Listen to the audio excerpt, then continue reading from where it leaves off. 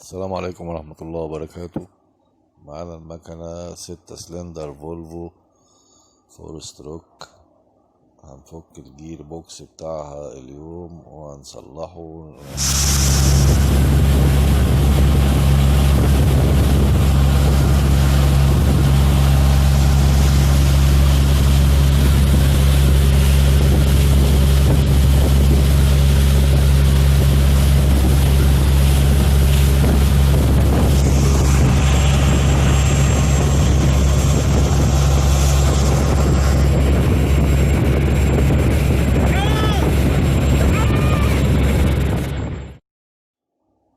ده جري اللانش بعد الإصلاح بتاعه. تم الإصلاح بواسطة الورش والناس المهندسين.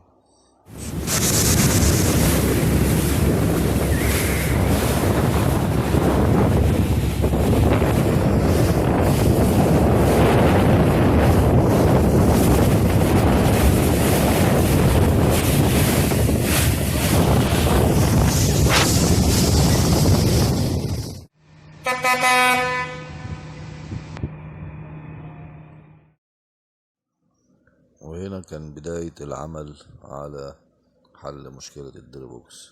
ابتدينا بالتشغيل السولونايد الكهرباء. ده حساس كهربائي بيقيس الضغط والحرارة، بيتركب في كولر الديربوكس على الزيت. ضغط وحرارة زيت الديربوكس أي عيب فيهم يفصل التعشيقة، يفصل المكنة. ده طبعا البداية بتاعتنا كان في، ثم حساسات الهيد والستيرن. هنا المكنة خلاص قررنا ان احنا نفك الجير بوكس. خلاص القرار نزل وكل المهندسين اجمعت على حل الدير بوكس. هنشوف بقى المكنة دي هنحل الدير بوكس من غير ما نطلع المكنة. طبعا هنشوف المكان ضيق جدا، لانش صغير يا دوبك المكنة فيه واخدة من غرفة الماكينة كلها. بندور على المكان اللي نحط فيه، نرفع فيه المكنة ونقدر نسحب الديربوكس ونطلع بيه فوق. دي قواعد الديربوكس. هنشوف المكان، ندور على مكان نحط فيه المكنة بحيث ان اقدر ارفعها فوق واطلع بالديربوكس منها. ودي كده المعاينة بتاعت المكنة اهي من الجنبين والقواعد.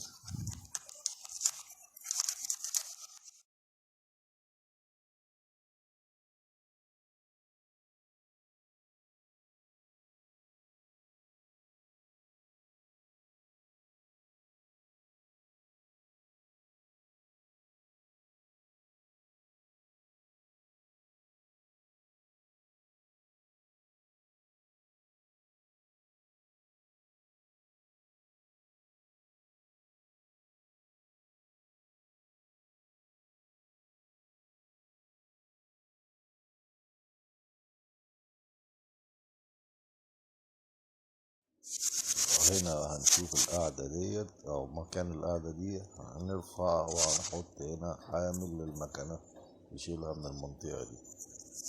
دي المنطقة اللي هترفع المكنة تقعد عليها فوق الفرش ده.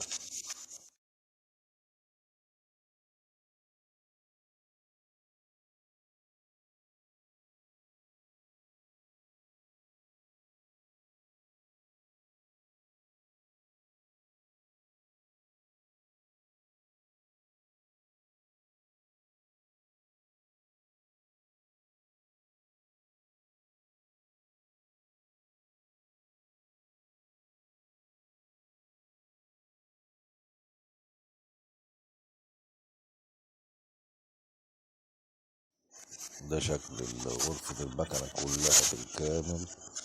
المكنة شكل الغرفة قد ايه، والمساحة بتاعتها بالكامل اهي. المكنة بين تنكين، وفي الآخر عندي في حوالي 70 سنتي أو 80 سنتي. هما دول اللي فيهم الشغل كله ورفع المكنة.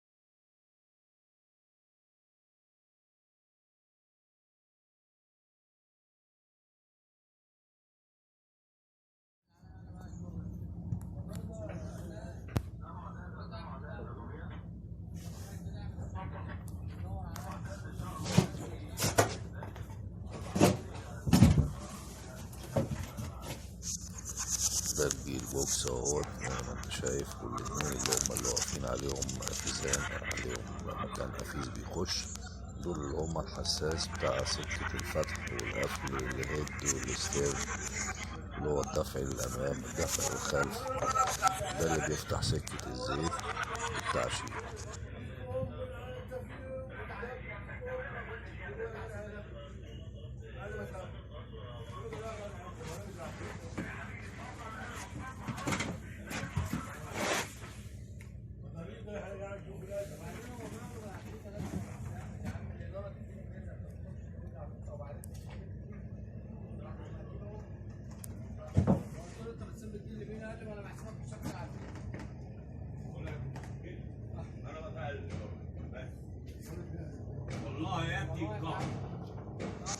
شوف مع زميلك دلوقتي دي لوحة الكنترول على المكنة، الكابلات بتاعتها اهيت.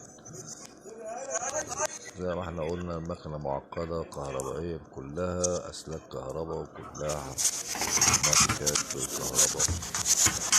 دي التوربينة واصل بالعادم، ده شكل المكنة كلها من فوق.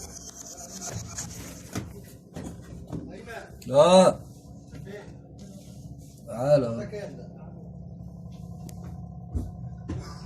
انت نقلت ولا ايه؟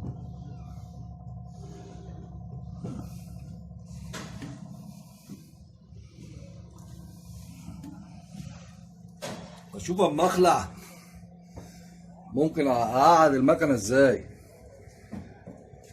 ماشي. هو هيطلع المكنه كلها؟ لا مش عايز يطلع المكنه كلها، عايز يطلع الدروبوكس بس.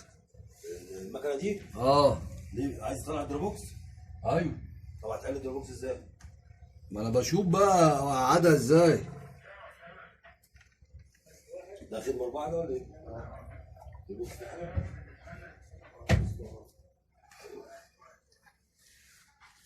جيب سعر كويس ما تكونش تقريبا ضعيف كويس. طب ما كانوا جابوا الشركه يحلوها، ايوه مش انت اللي يحلها. لا ده الشغل كله هنا مفيش.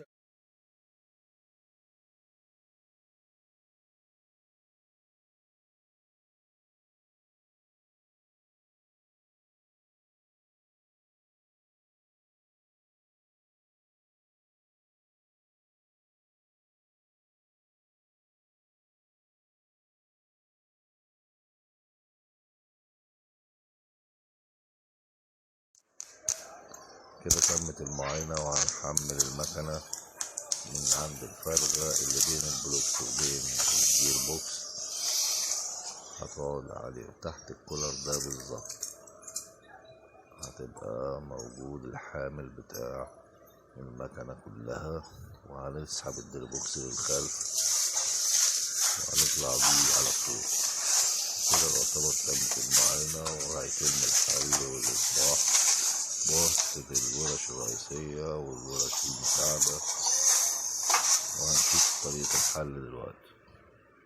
معاكم بقى طريقة الحل والتركيب والإصلاح والتفوير في الورش الكبيرة والورش الصغيرة.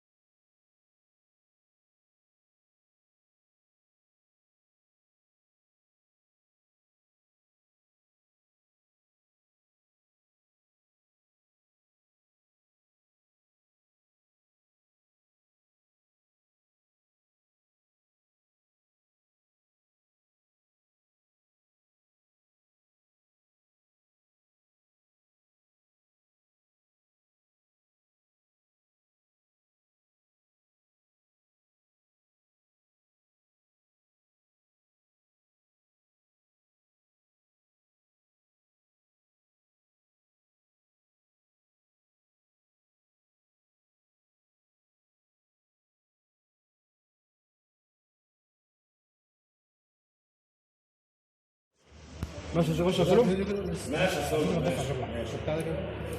يلا سلوم. عيب عليك. لا والله. دور كده طيب. تمام ماشي. ماشي هجيبها هطلع على طول. ماشي. كده انت كده بصور؟ لا انا بقول لك كده الصوره على كده ماشي. هو ده الاوضاع. هنلف هناك واحنا مش عاملين اي حاجه هنا، ده مش هيلف. حاجه والله الحاجات دي. تمام. وبعد كده هنعمل احنا بندي حركه هيد، ده هيلف اتجاه المثل كده. والاستيرن ده هيلف العكس. تمام. هنا هب يلا. بتصور كده ولا بتصور؟ لا لسه ما بداتش.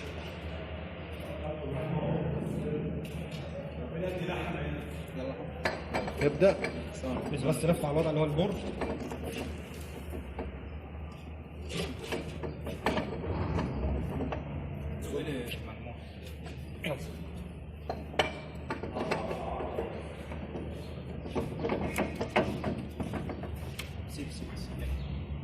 لف على النور كده، على النور مفيش اي حاجه.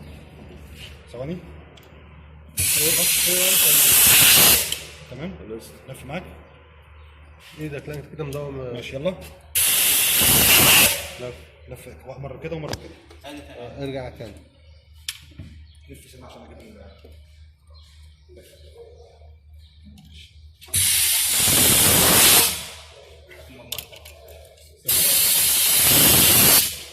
تمام.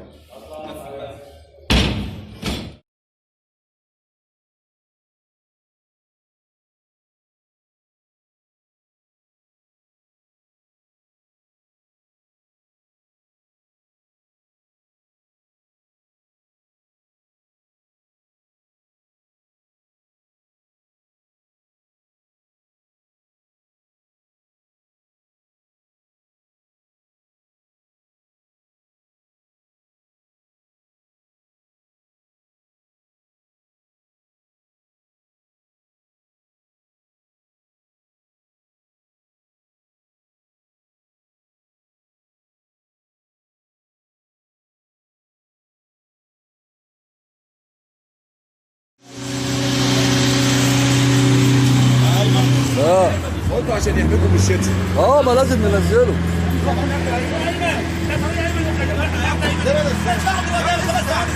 ما الونش هيمشي.